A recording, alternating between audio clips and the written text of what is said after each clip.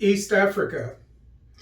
East African Community to establish a central bank this year.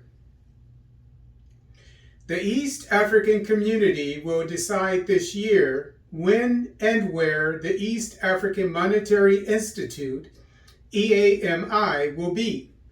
The EAMI will eventually become the central bank of the East African Community. The EAMI will also be the first step in establishing a common currency for the East African Community.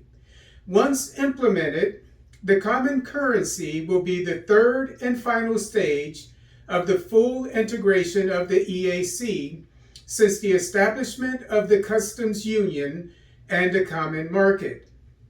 A customs union is a trade bloc that charges the same import duties for each member nation and usually allows free trade among the nations.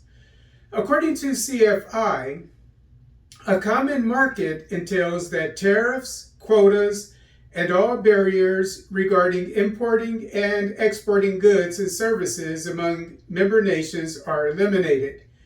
Common trade restrictions, including tariffs on countries outside the group, are adopted by member nations. Finally, labor and capital can move freely without restriction among member nations. According to Business Daily, EAC Secretary General Peter Mathuki told reporters that, quote, the EAMI will be in place this year in what will allow us to harmonize member states' fiscal and monetary policies. Then, in about 3 years, we will have a common currency in place, unquote. According to Tuko, quote, the single currency will be a key pillar in harmonizing monetary and fiscal policies, financial payment and settlement systems, financial accounting and reporting practices, policies, and standards on statistical information, unquote.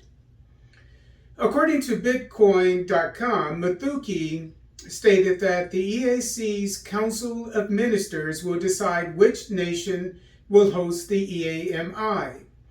4 EAC nations are competing to host the EAMI because whichever nation is chosen will become the financial hub of the EAC and attract foreign capital.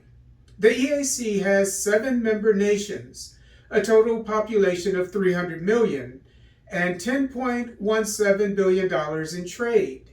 As reported by Business Daily, Mathuki said the, quote, EAC was keen on stabilizing the eastern region of the Democratic Republic of Congo, a process that he said requires a political solution that will be provided by the heads of state, unquote.